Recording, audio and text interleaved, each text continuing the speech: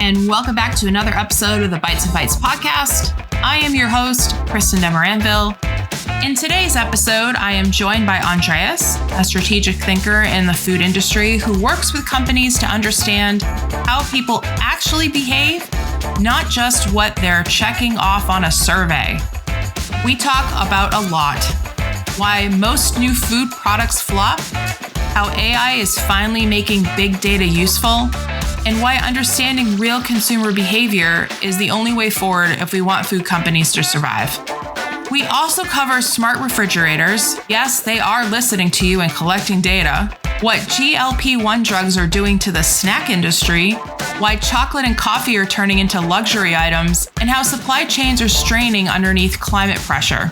And then there's the bigger stuff: how community is breaking down, how challenger brands are falling behind, and how data is being sold from nearly every device we touch, including your TV. So why have him on the show? Because if we're really serious about protecting the food industry, whether that's from hackers, disinformation campaigns, or just plain bad planning, we will need to understand what's shaping it.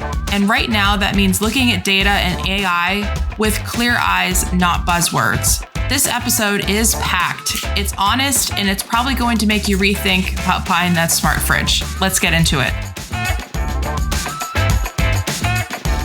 As always, as our start, we're going to go through favorite food and favorite food memory. So go for it. Favorite food memory. You can't see this, but I'm really tall. I'm 6'6". And when I was 15, I was already 6'6", and I was lanky and really skinny. And I remember going to my grandmother, who I had a really close relationship with, my mom's mom. And I complained to her as a 15-year-old would. And I said, I shall never have a girlfriend. I shall die lonely. Oh, goodness. I'm not cool. I can't dance. I flail, which I still do. I don't play an instrument. I'm not in a band. And all girls want to be with a cool guy. And once my grandmother had recovered from laughing uncontrollably about this, teenage angst being thrown at her, she said to me, look, I'm going to teach you how to cook a couple of dishes, and I guarantee you'll never find yourself without female company for the rest of your life. And this was very, very, very true. I started cooking for girls I liked, and I think once they overcome the shock that this was something a boy would do for them, throughout my entire dating career, this was what I did. And when I met the girl who's now my wife, there was a point where she looked at me and said, I know what you're doing. Don't think I know what you're doing. I said, well, you're still here. And she stuck with me for the last 24 years. So I must have done something right. So I worked as a line cook during my university years for a couple of years. I didn't make a career out of it because it's a very difficult, very hard life. That's not conducive to family life. So today I still cook for the people I love. And it all goes back to an angst-ridden outburst from a 15-year-old and the grandmother who listened. That's amazing. And do you have a favorite food that you've cooked, or is there something that sticks out in particular? I lived in, and I still live in very multicultural cities. I lived in London, UK for 17 years. Toronto is home in Canada, which is probably one of the most multicultural cities on the globe. Absolutely. And so it's really difficult to see, do I have a favorite food when you have access to so many different cuisines, right? When I lived in London, I lived in the East End for a while, very much an Indian/Pakistani area, lots of fantastic Indian food. Here in Toronto, we have amazing Chinese food. We have a really thriving Latin American communities of fantastic Mexican food. So the answer is it's almost impossible to say, do I have a favorite food? Because it's like this embarrassment of riches that we have access to. That's totally understandable. How about a favorite food fixation, though? Because that tends to be what gets people, they get stuck on something for a bit. Yeah, I suffer from rabbit hole-itis, where I get really interested in something, and then sort of, dive deep into this. So a couple of years ago, I got really interested in sous vide cooking. And really went down that rabbit hole for fish, for meats, for all kinds of stuff. And that was interesting. Then about a year ago, I started saying, well, how can we add more vegetable-based dishes to my family's rotation? So I went down there. But generally speaking, I have 3 kids, and it is this constant, I don't want to call it a battle, but it's a constant balancing act between cooking stuff they'll eat and love, and at the same time imbuing them with a sense of adventure and a sense of, that food is more, at least for me, food is more than fuel. Food is culture, and food is love, and food is a sense of belonging. We have a number of years during the year, a number of days during the year that are connected to very traditional foods that we've made a tradition in our own. We always have venison stew on Christmas Eve, and that's just a thing because that goes back to my wife's family. That's how she grew up. And we have a tradition on Boxing Day that goes back to my days in London as a 20-year-old, 21-year-old. And we started something that we called it at the time the Waves and Strays Boxing Day party. And it was all the people getting together who couldn't go home, who lived in London, but they were from New Zealand, from Australia, Canada, the US, South Africa, it doesn't matter. They were from anywhere in the world. And so we had this ersatz Christmas party for those people. And at the time, of course, these were like 50 people. It started as a lunch and it ended the next day with debauchery and way too much wine and all those kinds of things. And I always took this with me, and it has calmed down an awful lot in recent years. It almost disappeared when our kids were very young. My wife, we have twins. And so at some point we had 3 kids under the age of 2 in the house, which is not conducive to having guests on top of this. So for 2 or 3 years, it almost petered out. And now we're back to having friends around, and I make a massive porchetta, which is like a pork belly, a rolled roast pork belly. And so I think these kind of culinary traditions, for me and for my family, they're really important because, again, when I look back on my own childhood, on my own family, on my own relationships with my parents and my grandparents, there is always a connection with food, and there is always a connection with safety and security. And being I was lucky enough to grow up in a stable family environment where my parents got on well, and there was a sense of stability there. And we're trying to imbue that same sense of stability and love and belonging to my own children. That's amazing. Completely understand the traditions when it comes to bringing forward different cultures into Christmas and other holidays in general. My mother's side of the family is Swedish, and my grandfather would have lutefisk every Christmas Eve, and God rest his soul, I miss it. Oddly, I do not like the smell of pickled fish, but for some reason, whenever I smell it, I think of him. But we still honor the traditions, with meatballs and baked macaroni and cranberry sauce, because it's hard to get, lingonberries and things like that. So I completely understand that mentality of keeping traditions alive. It's something that you just made my heart warm up when you were talking about it, because I was like, yes, absolutely. And then I used to call it Orphans Thanksgiving, or Orphans Holidays, when I had friends that were out of town that couldn't get out. So I applaud you for doing that, because that is so valuable, especially for people who are single or without family. I think that that's amazing. I've definitely been an orphan that's been taken into parties, quite memorable ones as well. As I remember, there's definitely some questionable moments that happened. It was something that got me through, which I really appreciated. So, thank you for continuing that tradition. I think it's amazing. It's great fun. Yeah, it really is. So go ahead and introduce yourself to the audience that's listening. So my name's Andreas. I am the CEO of a company called Six Seeds. We are a global consultancy that uses AI tools and data to work with food companies. The problem we solve is the average failure rate of new CPG products in market that get launched in market is around 82%. The cost to the US economy per year is around 24 billion. And if I can translate this into your cost, like if you're a grocery buyer, the average dollar amount taken out of your wallet every year because somebody has to pay for all of these failed products is in the region of $350. So that's what you're paying per year just to pay off the failure rate. It's an estimate. You may say, well, mine is much lower or mine is much higher. So that's the problem we're solving. The reason the failure rate is so high is because the vast majority of food products to this day are being launched without adequate data, and they fall foul of what we call the say-do gap. And the say-do gap is the difference between what people tell you that's important to them and what's really important to people is absolutely massive. And 6 Seeds as a company, we set out to solve this problem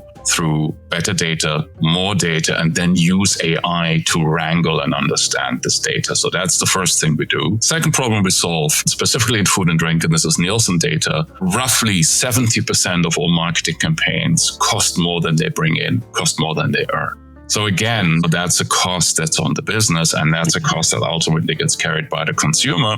And again, we're using data and AI to make sure that we create marketing that people actually want to interact with. And then finally, we help companies get ready for investment to put them in a position where they're actually ready for investment. So that is my main job. I'm also the co-founder of a company called GoCPG. And GoCPG is an AI-powered mentor for new food founders. Helps them along this journey and make sure that they understand the system they're working within, right? I mean, a lot of the failures that we see from new businesses is because founders start their journey from first principles. And when you do this, when you learn everything from scratch, when you walk along this forest path, not without a map, you eat a lot of poisonous berries along the way. And some of these berries might give you a stomach ache. Some of these berries may nourish you. Some of these berries may make you throw up. And there are very few berries that will kill you. And the same thing is happening to businesses. And so the mentor, the AI-powered mentor that we give people access to says, eat this, don't eat this. Whatever you do, don't eat that one. And focus in this direction. And that alone, the goal of this is to bring more innovation to market, allow more people, bring more innovative and emotionally relevant food products to market. So those are some of the amazing. That's amazing. And I've had the privilege of knowing a few food startups, so I know the stress that comes in from all different angles, supply chain, consumer acceptance, how it's working in the market, how it's not trending in the market. Some brands that people might understand and know, like RX bars or Liquid Death, they've changed their marketing over the years and have exploded because they actually started using data. I think those companies both did. And those are 2 examples. So if you look at like their old branding versus their new branding, and those are difficult arenas to play in, protein bars and water. There's so many different types of water and there's so many different types of protein bars. So watching companies thrive in that way. And I love, love, love your description of being a founder in a forest. And I was also thinking it's also barefoot walking because you could step on something while you're going through it. As a founder myself, I definitely understand that. Squishy stuff, possibly something a little scary. I definitely would be tiptoeing through the forest, hopefully not eating any poisonous berries. So thank you for that visual. It was quite very telling to me. So you use a lot of, go ahead.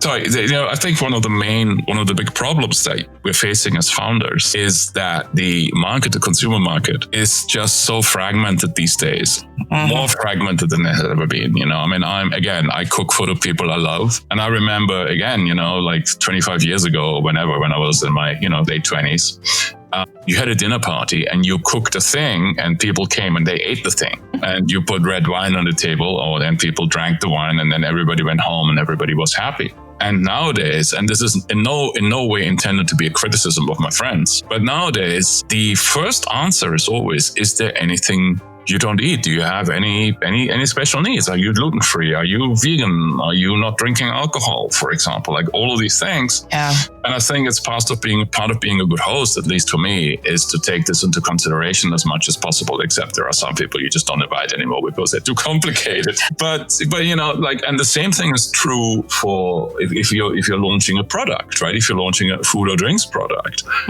it's not good enough anymore to launch a cereal and expect 80% of the market to connect with that product, right? I mean, those days are over. You need to understand the market. You need to understand your niche. And you need to commit to serving that niche as much as you possibly can. And coming back to your example of Liquid Death, I think Liquid Death is one of the brands that absolutely and 100% understands their market and focuses relentlessly and with great focus on serving that market and that market alone. Agreed. And it's pretty interesting watching, like I said, a water company or a water beverage company come into the market when there's so many bottles of water. It's the whole example of just throw yourself out there. There's tons of bottles of water brands out there and they're all doing well. Just keep going kind of vibe happens. But they've flipped it on its head. It's an entirely different type of water company, if you think about a bottled water company in general, because they are almost cheeky about it and having a different mantra. It's the concept of being, heavy metal in some ways is kind of ironic for water. But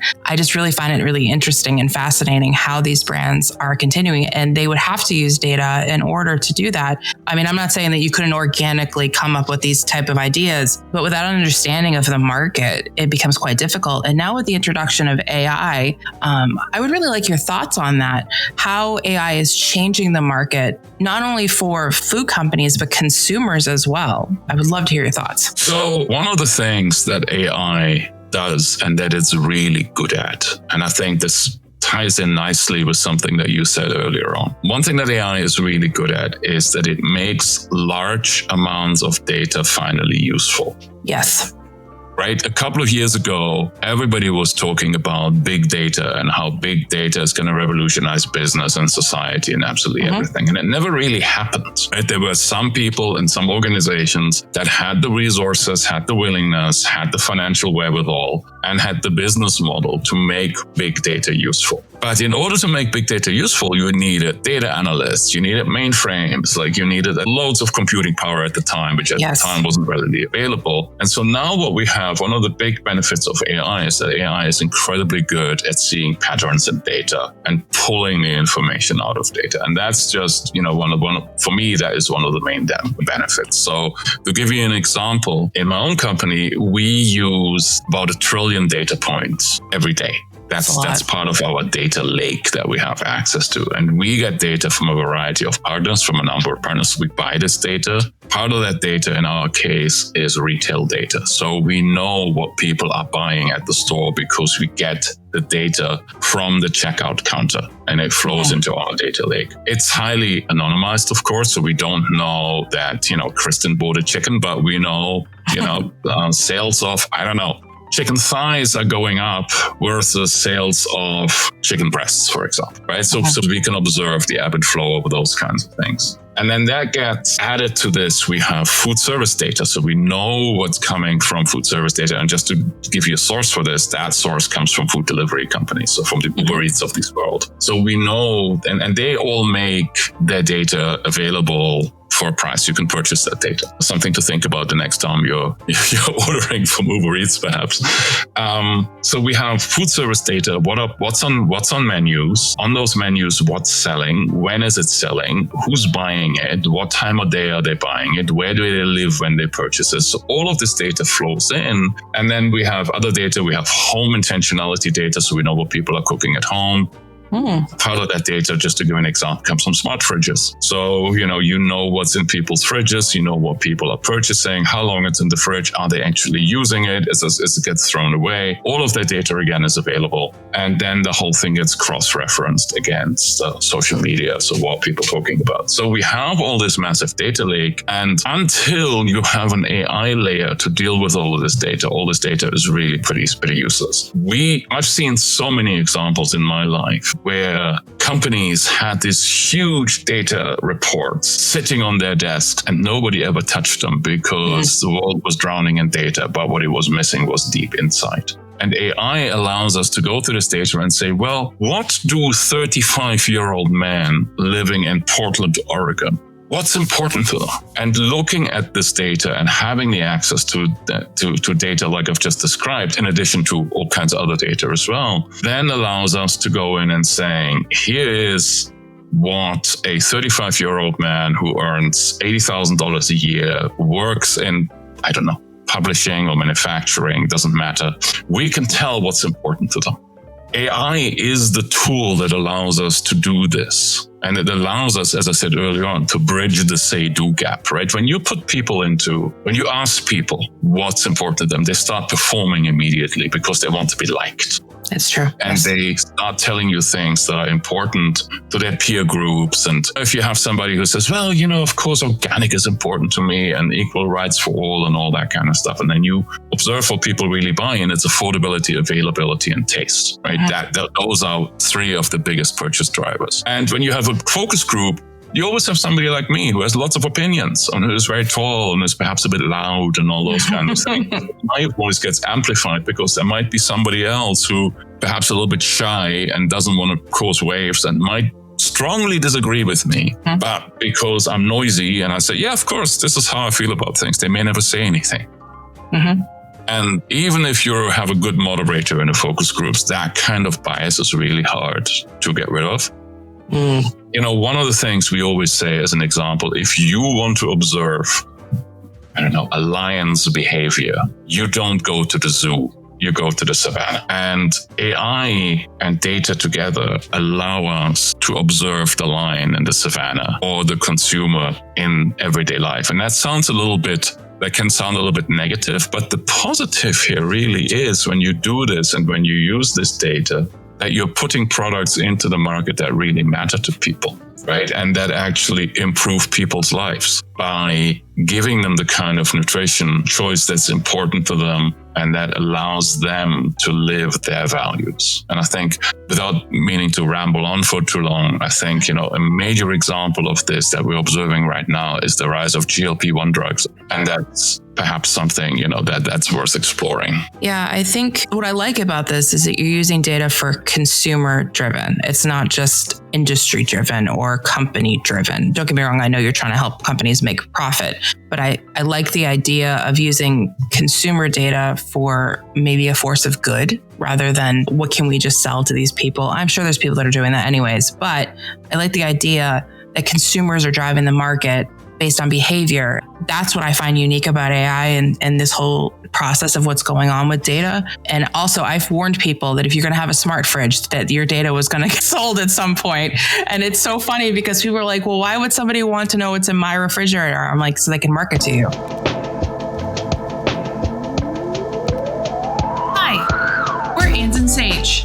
And if you're in food production, agriculture, and even running a zoo or an aquarium, we need to talk. Because let's be honest, your operation relies on a lot more technology than most people realize. Grain dryers, hatchery controls, life support systems for animal habitats, all connected, all critical, all often overlooked when it comes to cybersecurity. That's where we come in. At Ands and Sage, we help industries that grow, feed, and inspire the world manage cybersecurity and operational risks. Without the fear tactics, the fluff, or the 200-page audit you'll never read. Whether you're producing milk, processing seafood, or running life support systems, we focus on what matters, keeping your operations safe, your people protected, and your business running, even when things go sideways. And hey, we know not everyone on your team speaks cyber. And because not everyone on your team speaks cyber, we've created a free resource library at andsandsage.com. Inside, you'll find sector-specific infographics built for teams in agriculture, seafood, zoos, and aquariums. They're clear, practical, a little witty, and designed to help frontline teams understand the risks without needing a translator. No logins, no email required, no catch, just usable tools that make cybersecurity stick. If you're responsible for keeping food moving, animals safe, and systems online, Ands and Sage is your partner in real-world resilience. Visit andsandsage.com to download your free infographics, book a consult, or just learn more about how we're helping critical infrastructures secure what matters most. Ands and Sage, helping the industries that grow, feed, and inspire the world manage cybersecurity and operational risks.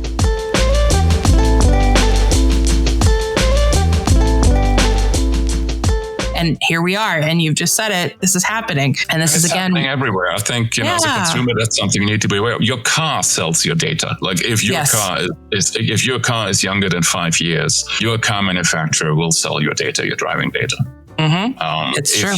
The reason televisions are so cheap these days, you can pick up a 52-inch TV at Costco for $300, $400, $500 sometimes, right? The reason it's so cheap is because the cost of the television isn't reflected in the cost that's being sold to you. The television collects all the data it possibly can about your viewing habits, how long you watch commercials, and that gets sold on. So your behavior, your data subsidizes the cost. I bought a new television, I think last year, and it took me about an hour to convince it to start up without connecting to the internet, and I connected it to Apple TV at the end of the day, and I'm just using it as a dumb monitor. But it was really, really, really difficult to get this done because it insisted on the first thing it insisted on was a network connection.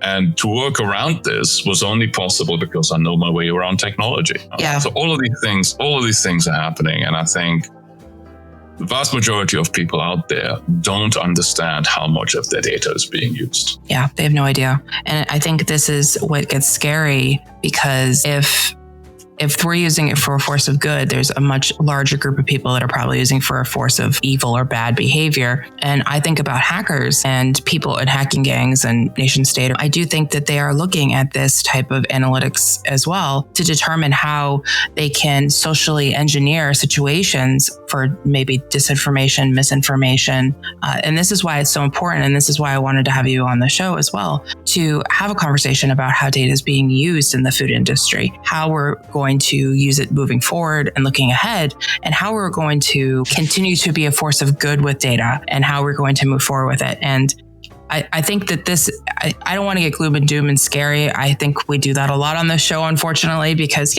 people mess with our food and people mess with things around our food, and it's terrifying. But I think being more proactive and understanding that when you purchase something, whether it's your favorite food or something you're trying for the first time, you are part of the machine. You are part of the data pool, if you will. And that doesn't mean you need to actively necessarily do anything as a consumer, but just making that understanding that that's happening. And more importantly, supporting brands and things that you value and you care about, I think is super important. And I know for sustainability efforts and the greater good, if you will, that's something that should be important to us as consumers. And again, I understand that people are just stressed out. They want to go buy their eggs and their bread and they want to get it out of the store as quick as possible. But you need to understand how that bread was made, how those eggs got to your grocery store. Being a conscious consumer is important. So this is why we're having a conversation about data and AI around your food. To talk about the supply chain for a second, there is significant pressure on parts of the food supply chain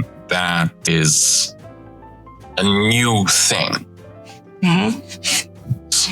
Food items that in the past we have looked at as staples are turning into luxuries. So examples for this are coffee. Yes. Coffee, olive oil, chocolate. Chocolate prices are sky high right now. They really are. Coffee prices are exploding right now, and it hasn't really filtered through. Actually, I saw it filter through to the store shelf last week, where a coffee I normally buy, which used to be $14 a pound, was $19 a pound all of a sudden. And that's a massive, massive, massive increase, right? It's a fair trade organic brand that I like, but the increase in price was absolutely astronomical. And so I actually went to the store manager and said, whoa. And, he shrugged his shoulders and said, yeah, I know. But the cost, we're passing on the cost that is coming from our distributor. And our distributor told us they're passing on the cost from the roasters. And I can't be mad at them because I can see what the increase in coffee prices are. So that's happening for olive oil. That's happening for coffee. That's happening for chocolate.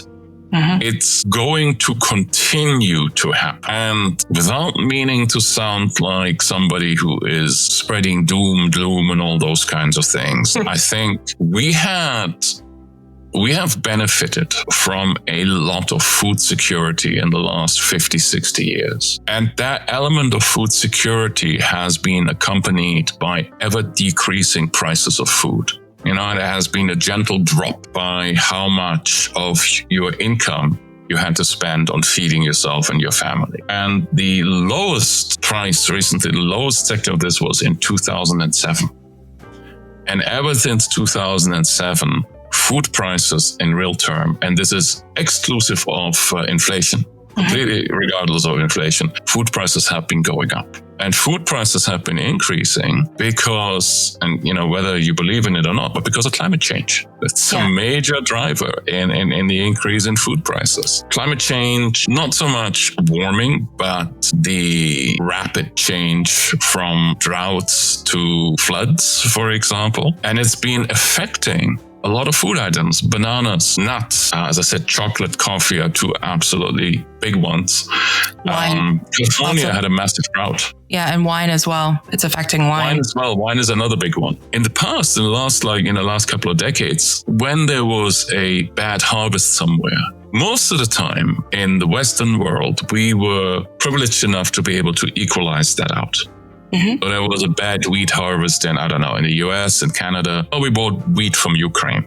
Mm-hmm. Well, Ukraine's been at war for 4 years. And so global conflict, climate change, and also a growing middle class in countries that previously did not have a middle class. And I'm looking at India, I'm looking at China, I'm looking at the Middle East, where there are changed consumption habits. Like, the China has a rapidly growing appetite for coffee. And it never used to be a coffee drinking culture. Yeah. So in addition to there being a coffee shortage that is driven by climate change, there is now an increase in demand for coffee all over the world. And all of these things together are driving up prices. It's incredible to think how interconnected everything is. And you just demonstrated that based on a few different points. And this is why I always say, if you do something on one end of a system, it's going to have an issue on the other. And since the food system globally is the most complicated system humans have ever created, and now we're unraveling it and trying to figure out how we can continue to have these items that we've grown accustomed to. And it's going to be difficult because we're going to go without for a bit. I think in some things, it's sort of like overfishing as well. We've just depleted and now we're having to farm fish, which is crazy. If you think about it, we should have never had that problem. But because the way the world is, we have to adapt. And I think that's something I've realized, that humans are either going to be really amazing at adapting or we're not. It's going to be what it is. It's really hard because this puts a lot of pressure on farmers. And you just said it, Ukraine's been at war for 4 years. Their topsoil is destroyed at this point, and they're going to have to rebuild literally. It's hugely frustrating because wildfires, they don't care at all about your politics. No, they don't. They don't care about who you voted for. They affect everybody, perhaps not equally. Money buys a certain amount of buffer, of course, as it typically does, but it does affect absolutely everybody. We talked about this a little bit earlier on. I think a lot of I don't want to blame it completely on external influences, but a lot of the separation that we're seeing in society, where you versus me, there is an element of foreign influence there. There are a gazillion Chinese trolls factories, Russian troll factories that have a very strong interest in Canadians, Americans fracturing into tribes that don't talk to each other anymore. Okay. And I think that is a real tragedy because when you talk to people, I have friends who vote directly opposite to my own voting patterns, but they're still friends and they're still decent people. And I think, at the end of the day, most people love their family and by extension love their country and their community. And it would be such an important thing to work through our differences and solve the problems that will affect us and will affect our children. And, there is this narrative that people who are on the business side of things find it difficult to be environmental stewards. But my story is, my understanding is, if there isn't a planet to run a business on, what the heck are you going to do? You haven't got a business. So exactly. To protect the planet and to run a business that is ethical, that protects the planet, looks after people, look after the environment, for me personally, that's just good business sense. Exactly. And the wildfires made me remember, I had a guest a few episodes back last year, and we were talking about whenever there's an incident, it actually is a community problem. It's not a global problem necessarily in that moment. It's not a nation problem at that moment. It's a community problem. So these wildfires affect communities. And because we don't have a good understanding of where our food comes from, there's food insecurity immediately. Where's our water? Obviously, that's a problem in that community at the moment. There's all these factors that focus on community at a very acute level. And we're so disengaged from community. We have pockets of community here and there. Technically, I am part of a podcasting community. I'm part of the food communities. So those kind of conversations are still there, but those are very broad. But the community of people and people that you live near, we don't have relationships with anymore. I don't know my neighbors, but moving forward, my parents know their neighbors. They actively have those relationships. They talk about food. They understand that it's a different perspective. And I think we've lost that. And I think that because of that, that's why we almost have to rely on data so much now, because we've lost that ability to have that type of community aspect. And I think that in order to be more sustainable, environmentally conscious, we have to start coming back to community. I know that's daunting. It's probably going to be a generational thing for sure. But moving forward, especially when we're talking about consuming different types of food and where we get it from and how we track that, it'd be interesting to see how communities, is it more on this lean on this side, or is it more on this side? Are they purchasing more carrots, or are they purchasing more fast food? Just as a curious person, I would be interested in seeing that. Yeah, the community, it's really interesting that you bring this up. Mm-hmm. And one of the things that I've observed, one of my wife's superpowers, of which she has many, one of my wife's superpowers is community building. Mm-hmm. She is exceptionally good at it. And we live in a neighborhood, it's all houses, homes, but it's very sort of downtownish kind of stuff. So our houses are all old, we live in Victorian homes. Mm-hmm. And I want to say in the immediate sort of 2-3 blocks around my house, or 2 blocks around my house, I know about 50% of the people who live there. That's entirely due to my wife's efforts. Mm. And because she naturally connects with people. And I'm just along for the ride and say, here's somebody new to meet. But one of the things that I observed, this is sort of a Christmas thing, a holiday thing. We have a holiday open house. And that was something that she started. And I think it's the second Saturday in December. And we just throw the house open. We have, some food going. We have a lot of mulled wine going. We have a fire going in the backyard where people can sit around and, enjoy. And we have mulled cider for those who don't drink. And I'm finding that if you give people the opportunity to develop community, they're starving for it. Yes, it's so true. It's so true. I would totally agree with that. And it starts with food. Like you said, you have food, you have a little alcohol, you have non-alcoholic. And that is the thing that brings us all together. Hey there. Thanks for tuning in to the Bites and Bites podcast. Quick pause to celebrate something very exciting. We've officially crossed 9,000 downloads. That's all because of you. So thank you for listening, sharing, and being part of this community. It means so much. If you haven't already, don't forget to like, comment, and share the podcast. Every single share helps more people discover these conversations around the world and bring cybersecurity and the food industry knowledge where it matters. Also, I'm building out a Substack for the podcast. Right now, it's another place to listen, but you can also interact with each episode, leave comments, and even message me directly. The link's in the show notes, so feel free to check it out and let me know what you think. Now back to the conversation. And this is where I will get on my soapbox for a moment and get frustrated is why aren't we protecting it better? Why aren't we securing food better for the world, for our communities? Why aren't we doing the most? And because the people who want to do harm to us are doing the most to get to it and to hurt us, because it would drive division, more political division. It would drive communities to ruin. It would cause mayhem and chaos, which we all know that evil thrives in that moment, right? Or whatever adversaries thrive in that moment. And I think if we get back to the grassroots of community, and I love what you're doing with Six Seeds, because in some ways you're taking that data and you're building community with these and helping them understand the communities that they're trying to serve, whether that's to make money or to serve a purpose such as, a different type of dietary food or anything to that regard. I think that's really what your mission is in some ways, is that community building. So I don't think your wife's just the community builder in your household. I think you're also doing it on a business level. Yeah. That's a really, I'm going to be honest, I haven't thought about it like this before, but it was fascinating. I did a little thing that I've learned on LinkedIn. So we use AI in our daily business an awful lot. Of course, and, I do too.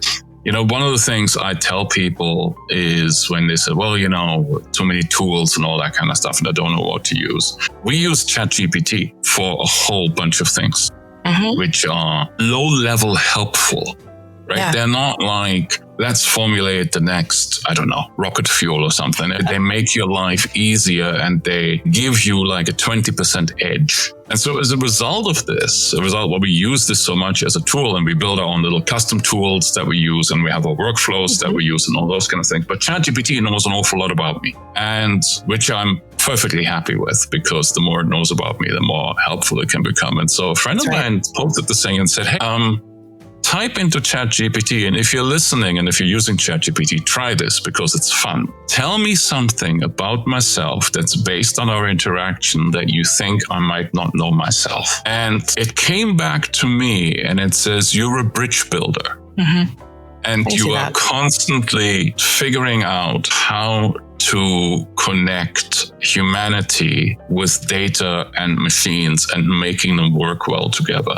And it came to mind as you were talking about community. So, and I thought at the time that was very hard to call it insightful, but, again, it's pattern recognition, and AI is really good at pattern recognition. It's pattern recognition followed by the ability to verbalize those patterns in a way that makes sense to us as humans. Last year, we were invited to join an RFP that I didn't want to join because I thought there was zero chance that we win this. It was, it was a much, much bigger project. It didn't feel right. And then we had an internal conversation. We said, you know what, let's do this. And the reason we wanted to do it was not, was going from, we went in with the knowledge we're never going to win this, but it was stretch our muscles, figure things out, see how far we can take it. So it was an internal exercise. And then we got shortlisted. And I went from complete unfounded negativity, I went to equally unfounded optimism in a split second. And I was like, of course we're going to win this, right? We're going to get this. Let's just put everything behind it. So I switched from never to yes, we got this. And we didn't get it. And I reacted with completely unjustified disappointment. I was so angry. I was so disappointed. And it was like, I think to myself, well, only 2 weeks ago, I knew we're not going to win this. So why am I now reacting like this? And so I took our dog for a walk, put my headphones in, put ChatGPT in voice mode, and I ranted at it. And I said, God, I'm feeling so angry and so disappointed and so let down. And I told it the whole story. And it honestly, gently talked me off the ledge, and it said, look, why did you do this? And I said, well, I did it so we could put some new SOPs in place and took some learning. And then it says, well, have you achieved those goals? And I said, yes. And then I pretty much said, well, what are you complaining about? Why are you whining so much? So ChatGPT, the therapist, that's a new one. I used it straight up as a therapist, and I was surprised by how good it was. And I since talked to some of my friends who actually work in mental health, and they all say the same. It's like it makes an absolutely brilliant first cut therapist. Again, like very often in AI, it takes you to that 80% in 20% of the time. What I'm hearing is that a lot of people who are in mental health, they look at it and say it's actually quite a valuable tool, not a replacement, which it never should be, but a valuable tool to help people get to a place where we can help them more. See, I don't think a good mental health professional shouldn't be intimidated by this. It's just another tool. Like we talked right before the show starts, AI is a tool. It doesn't mean that it's the savior or the be all end all omnipotent thing. It's a tool. It's like a hammer. Got to go a little bit philosophical now. Mm-hmm. There is, when people have bad experiences with AI and they come to you and say, well, AI sucks. I told it to do this and it's crap and it doesn't know how many R's are in strawberry. That is very often the reason behind this is that people are trying to outsource their why. And you can't do that. There are things, and these are words that might not be in common use. So one of these words we call meaning making, and the other word we call sense making. And I talk about this a lot. I give a lot of keynotes about these things. So human beings are really good at meaning making. We're really good about deciding what matters to us. And a lot of new food products, they come into the world being almost exclusively powered by meaning making. I'm launching this product to honor my grandmother's recipes and the heritage of my family. That is one of the most common origin stories we hear in food and drink. Sure. I know that I think about it. right? So that's meaning making. These kinds of things is meaning making, right? Things I decide what matters to me, what I'm studying, what food I like, and all these kinds of things. And that's wonderful. The AI, on the other hand, is really good at sense making. All right, Kristen, you want to launch, or Andreas, you will want to launch a product that honors the grandmother that was so important to you when you were a teenager and so supportive, even though they didn't deserve it.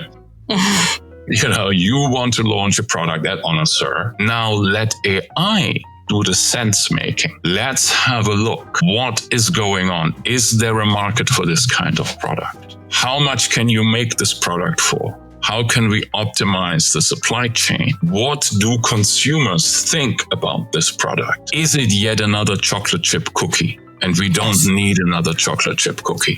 We really don't.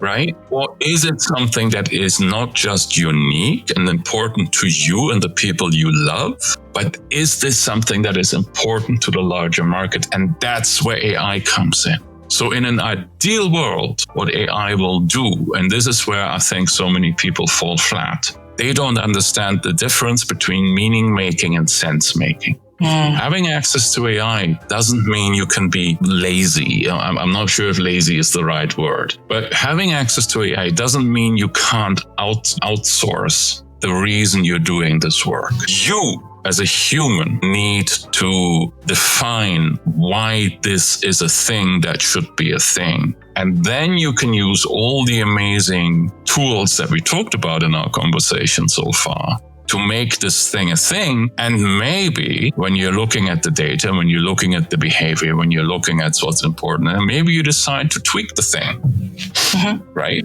So, for example, right now, if you have a thing in food that is high in sugar, low in nutrients, and high in calories, that's not a thing I would bring to market. Why not? Because of Ozempic and GLP-1 drugs. And so when we're looking, and the data just came out in December, the actual first real data, people who are on GLP-1 drugs have a 10% reduction in purchasing those kinds of things. Cookies. Only 10%? I would think it'd be a lot more than that. Wow. The data says 10% right now, but that is significant.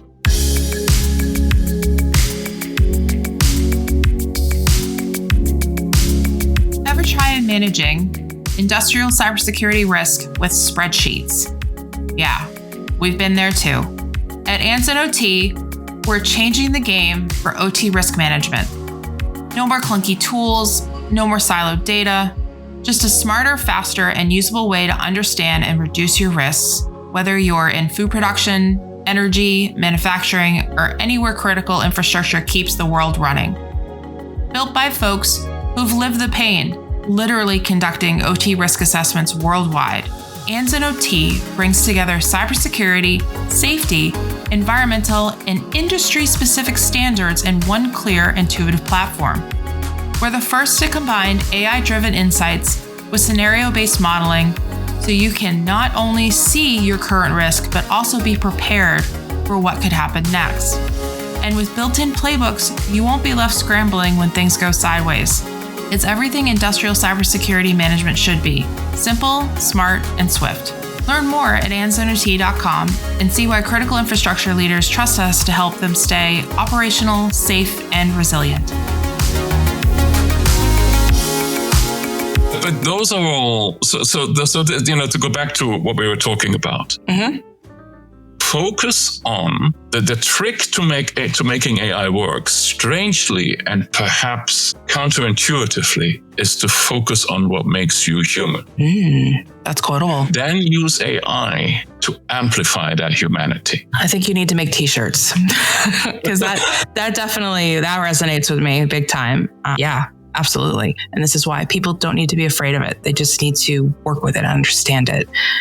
Doesn't mean everybody needs to use AI, but it is going to be part of our daily life. It already is part of our daily lives. What am I talking about? We're just talking about how it's part of our daily lives. But just understanding where it is and where it exists is important. It doesn't have to be in every aspect of your life. You can still do things without it. I mean, that's very, very much the case. You can go analog, if you will. But I think that understanding that this isn't going away, it's going to become more predominant in our lives. somebody said, it was an interview that I was watching or something a couple days back that was talking about how where we are with AI right now is where the internet was around like 97, 98. And then like, whoa, that like, it was like a mind explosion to me because we're just at the beginning. We're just at the beginning stages of how this is going to become and how it's going to grow. And on one half, that's so exciting. But then the security side of me goes, oh God, and you just go, goodness, how is this going to be exploited? It's going to be really interesting moving forward. And I'm so excited that you are working with these founders and trying to help them come to a better understanding of what data is for their business and how they can use it to succeed rather than, use the old phrase, throw spaghetti at the wall and hope it sticks. Because we've moved past that. There is this, and I might be misquoting here, so don't get at me if you're getting angry emails from people saying it wasn't him who said that. I believe it was Jeff Bezos who said AI is like electricity. So it is not actually a thing in itself, but it is a thing that makes the thing possible. And I strongly believe him to be right. AI will be everywhere. We have, and tell me if you agree or disagree with this, but it is a theory of mine, a pet theory, that in the past 10, 20, 15 years, we have looked to challenger brands to bring innovation and to drive innovation, right? It was never the Nestle's, it was never the PepsiCo's, like those big international CPG giants typically were interested in the maintenance of the status quo. And the challenger brands were bringing innovation to market. That's flipping. Is it? All the big companies in the world have been investing in AI and data for the last 5, 10, 15 years, as you said earlier on, for long. Oh, yeah. And, I know some of the people who run those labs and what they do and the resources they pump behind it. And going back to GLP-1 drugs, all the innovation, the new products that I see hitting the market that are specifically designed for GLP-1 users, and there is some estimation that by 2030, nearly 40% of people in the US will be or will have been or will be a GLP-1 user. All of these products are coming from the Nestle's, the big companies. And I'm seeing very little innovation in that aspect coming from the traditional challenger brands. And I understand from firsthand experience how difficult and challenging it is to run a CPG company, to start a food and drink company. But if you are running a company, maybe not even a startup, maybe you are in that middle space where you're selling $50 million a year, but you're still not one of the big players. If you are not investing in data, in AI at this stage, then you are creating a headwind for yourself that will be difficult to overcome. I put a quote out there that I strongly believe in. In 2025, there will be two kinds of companies, CPG, food and drink companies, those that embrace AI and use it as a tool to further their business, and those that go bankrupt. Yeah. And I see way too many food entrepreneurs to this day that are fighting tooth and nail against these things. They are not taking it seriously, or they're actively diminishing it, or they just don't feel like this is relevant for them. And I fear for the future of their businesses. I would say that is so true. And I think that the supporting industries also need to embrace AI. Otherwise, they're going to not be able to keep up with anything, really. I think about the operational technology community that I'm in, that these companies are going to have to start embracing AI more. And it's almost a dirty word at times. And I really think we need to get past that stigma. We can't say AI a lot. We have to say intelligence because people get a little uppity about it. And yes, there are security concerns in AI. And yes, there are things that need to be dealt with on a privacy level. Absolutely. This is, again, why consumers need to be educated. This is why people need to keep, an eye on what they're doing with their data. This is why scams prevail so much, is because people are not educated. I think it comes back to disinformation, misinformation in a way that if it makes you have an emotional reaction, you need to immediately have some kind of scrutiny about it. Same with AI. You have to be a little, you have to kind of look at it with a little bit of grain of salt. You're not going to take it verbatim. We've already seen those posts. We've seen that. We've seen people put that up directly. It's a little weird, but I think that you're right. I think people need to start paying attention to it. And like you said, it's a tool. It's recognizing patterns. It's processing a lot of data. Wouldn't it be great to be able to process a lot of data and make better decisions because you have had a big data pool to look at rather than the small little focus groups? That makes it's logical. This is not an emotional thing. This is a logical thing. And I think that that's the way the future is going to go with the food industry, even more than it has now. And also technology needs to adapt to it and be secure while it's adapting to it as well. And that's something that's a challenge in itself. Well, when the printing press first was developed in the Western world, right? There is this anecdote, this story, where it was brought to Paris, and it was the first printing press. It was installed at the Sorbonne, the university in Paris. And within 2 months, it had been burned down by an angry mob of scribes who came in there, pitchfork and torch in hand, and they burned the thing down that they looked at as a fundamental threat, correctly so, as a fundamental threat to their livelihood and to everything they stood for. And the same arguments we're hearing about against AI today were used by scribes in medieval times against the printing press. It's not a real book. It doesn't have the same emotional value than a handwritten book. It doesn't do this, it doesn't do this. And of course, we know which way history went, right? We know that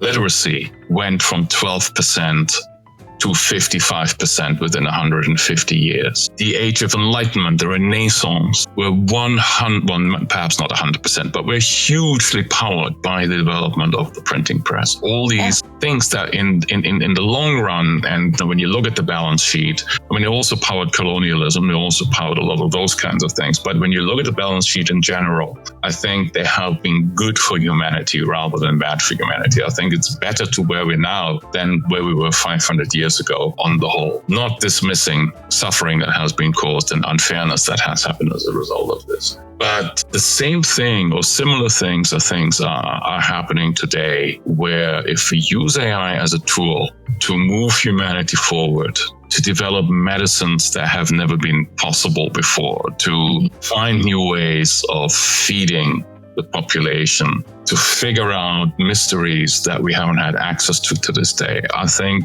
I'm positive about technology.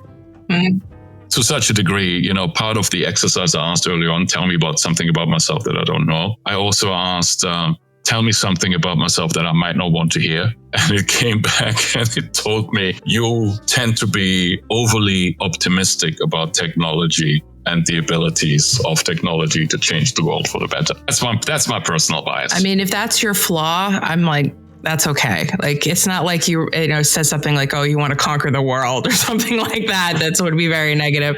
I think optimism is what we're going to need moving forward, especially because there's a lot of bad stuff going on and there's a lot of complicated problems that are happening. And I think optimism is how we're going to see through it, a lot of it. And that doesn't mean that we're rainbows and sunshine every day. That's not true. We're human beings. We're going to have our days. But I think that we have to be more positive. And especially since, this podcast at times can focus very heavily on a lot of negative things that are happening. And unfortunately, there will be episodes that are going to happen this year with that. But I want people to hear that there's a silver lining. There are people doing good work. There are people trying to help. There are communities that are happening, that are rising up to fight the things that are happening or to encourage a more positive outcome. I meant to mention this earlier, but when we were talking about how luxury items and convenience items are flipping, you made me think about lobster. Lobster was originally served to peasants. It wasn't actually considered a luxury item food. And all of a sudden it became this luxury item food over a certain period of time. And now it's become expensive and it's still considered a luxury item. But originally it was peasant food, if you will. And I feel like we might have this resurgence of certain things that are flipping. Like caviar has always been viewed as very much a luxury item, and now it's becoming more of a middle class thing. And it's interesting how food is changing and perspectives are changing. Because first of all, availability, we can get food pretty much anytime, anywhere. There's no seasons in the grocery store. I feel like there's going to be ebbs and flows here and adjustment. And I really do think that AI is going to drive a lot of that, because if people are really enjoying caviar in the middle of a country and they have to get it, well, let's figure that out. That's something that would happen. It's going to be really interesting to see which food brands rise to the top and which ones don't. And I think you're totally spot on when you said that AI is going to be key. I also think that people who are embracing technology, making sure it's secure, keeping consumers aware, I do think we're eventually going to see some type of a digitally secure product label at some point. That's going to happen. I'm writing a book right now, which should be out the summer of this year. And one of the stories in there is about a friend of mine. She lives in Atlanta. Mm-hmm. She is a very successful senior executive in the HR industry. And for as long as I've known her, she's been harping on about her desire to pack it all in and start a bakery. We've known each other for like 25 years. And she's always been going on about it. And to such a degree that it has become a little bit of a joke within the friends group. It's like, whatever. And then we hadn't spoken for a while. And I want to say about 3 months after ChatGPT got launched, we spoke and she says, guess what? And I said, guess what? And she said, I'm doing it. And I said, you're doing what? She said, I'm starting my bakery. And I said, why? Why now? What happened? And she said, ChatGPT happened. And she used ChatGPT. So it turns out and I knew this before, but one of her fears, or one of her many fears was, I don't understand how commercial real estate works. And I'm scared about signing leases and all these kinds of things. And she said, I just started asking ChatGPT all these questions that worried me. And I found out that there was really nothing to worry about. I get an offer from a landlord. I uploaded this ChatGPT and I said, explain this to me. And it sat with me and explained to me what I was signing until I felt comfortable signing it. Mm-hmm. And then, she used all kinds of ideas to develop a menu, to develop a consumer persona, and all these kinds of things that she knew from her corporate career were important.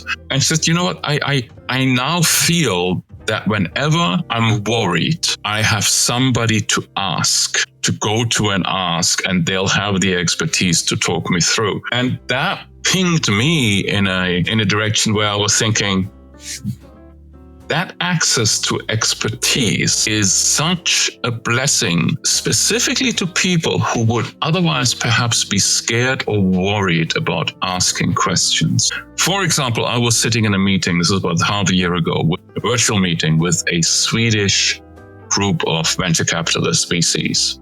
They were using language I didn't understand, acronyms and language I didn't understand, not just Swedish, but in English, but they were using language I didn't understand. Now, I am in a position in my life where I can just put up my hand and say, explain this to me.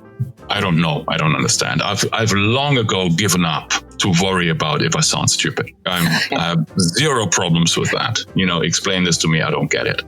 But as I was thinking this, I was thinking, what if I'd be 22 and perhaps somebody who isn't in a position where they don't care what people think about, because I have enough power and I have enough of a position in life to weather that storm should it happen. And so I thought, I'm going to just ask ChatGPT, and I popped in ChatGPT, I'm doing this, using this language, what does it mean? And within 5 seconds, I had an explanation and I was back up.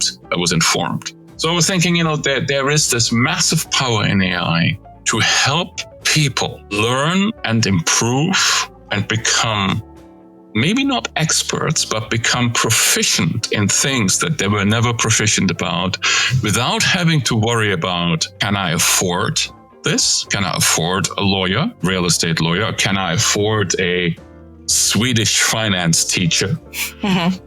Or any of those things. Now, again, before you get angry emails, know that ChatGPT is not a lawyer. And before you make any significant decisions, you should always talk to a real lawyer. But at least it'll get you somewhere where you have a starting point and you can say, my understanding of this is 1, 2, 3. Is this true? And can we move on from here? I think it opens up curiosity too. It's a curiosity thing. That's a powerful springboard. Oh, yeah. I love that aspect. I'm a curious person by nature. So for me, this is like, yes, this is great. I can learn all these things and then I can go out and find more things. And it leads you down these rabbit holes that's just awesome. I think it's such a great tool for that perspective. Congratulations to your friend. That's amazing to be able to go from a state of fear to a state of enablement is incredible. That's incredible. I love that. That's such a great story. That, I resonate with that heavily. And it's a beautiful moment. And congratulations on the book too. Thank you. But as we're closing here, because this has been a fabulous conversation, what advice would you give food founders that are coming up? I do have a couple guests that are food founders that are going to be on the show this year. What advice would you give them as they start their journey? Because it is daunting. It is difficult. It's very rewarding as well, how they navigate this space moving forward as a consumer product. AI is really good at understanding systems. Mm-hmm. Humans, unless they are from that system, find it very often quite daunting to understand this system, specifically if it has an element of complexity, which the food system has. The good news is that for many food founders, the steps are repeatable. So the food system that we currently have, for better or for worse, means you're probably going to start working in your home kitchen. The next step very often is working with a co-packer. From a co-packer, you either stay with a co-packer or you launch your own manufacturing process. You're probably going to start selling, or at least you should start selling on the farmer's market, get consumer feedback, and then from there you get your first retail accounts, and then perhaps you get a distributor and all these kinds of things. The reason so many people fail, we talked about earlier on, they walk this forest by themselves, and every time they see something new, they are faced with decisions they are very often ill-prepared to make. The wonderful thing is that because it's a system, AI can help you through this system. Margin expectations don't care if you are making a bone broth or a cookie. Mm-hmm. They're the same, or they're similar, right? Understanding the market is the same for whatever product you're putting out, the importance of this. Understanding MCBs, manufacturer chargebacks from your distributor, is universal. It's a universal product. So my advice would be, know your emotional North Star, your human North Star. Why are you putting this into the world? Is it because you have a child with allergies? Is it because you want to honor your heritage? Is it because you think there is a gap in the market that makes you a lot of money? That's also a perfectly fair reason why people start businesses. I have zero problems with that. Put this to one side,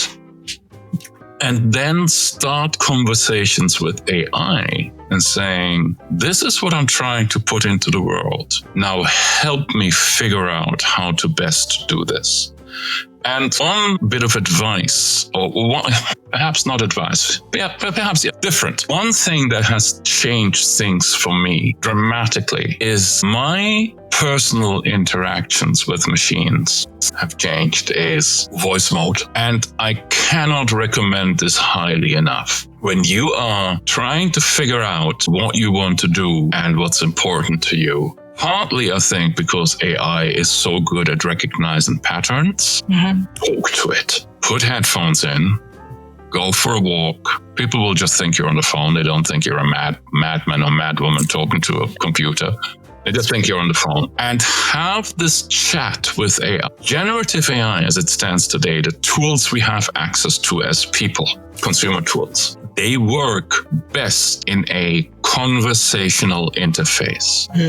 Give it what you want to put in, and then don't take the answer and say, yeah, that's it. Go back on the answer and say, well, that sounds interesting, but what I really want to do, I really want to make sure that I'm focusing on this story that's important to me. How can I translate this into ingredients? Mm-hmm. And by the way, while we're having this conversation, before I forget, I also wanted to ask you, these are my waste ingredients. Let's say coffee grounds. Right? My waste ingredients are coffee grounds, spent coffee grounds. What can I do with those instead of throwing them away? Can I do anything with this? What's in there that's of value? Well, the following things are in there. You can extract the oils, you can use it as a fertilizer, you can do the following things with it, all those ingredients as a slug repellent. Okay, so when I'm launching my store, could I give this away with a little brand and say, put this around your flowers? Yes, you could. That would be great. And that would be part of your brand story. So have these conversations with AI. Don't look at it as a search engines, which is like, a one shot. You ask it one thing, you take the answer, and so on, there you go. And the answer is typically, first answer typically isn't very good and very formed out. So talk to it like you and I are talking right now, and have these long meandering conversations with it. And at the end of the conversation, you say, we've been talking for the last 2 hours. tell me what we've been talking about and extract the stuff that's the most important. And then start playing with those kinds of things. And I guarantee you, it'll blow your mind. The kind of insight, the depth of insight that you're getting out of this, and how that allows you to move faster, better to something that supports your human soul and brings it into the world in a way that you never thought was possible before. That's almost beautiful. Thank you for that. And thank you for this. This was so enlightening and entertaining and fun for me. I hope the listeners enjoyed it just as much as I did, because I learned a lot. I actually took a ton of notes, and obviously you can't see it, but yes, I do write notes when I'm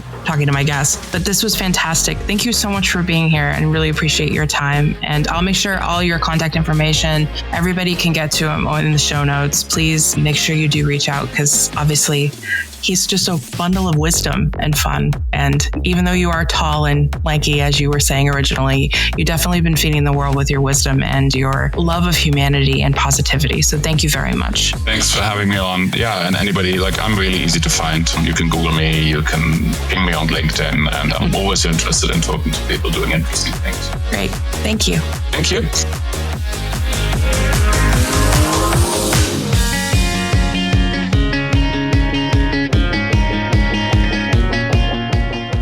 That's a wrap on today's episode. Thank you to Andreas for joining me and sharing your insights, and also to the listeners for spending your time with us. If this episode gave you something to think about, helped you understand the food industry a little bit better, made you consider what's in your refrigerator, or even if you really need that smart refrigerator, I'd love it if you like, comment, and share the show. Until next time, stay safe, stay curious, and we'll see you in the next one. Bye for now.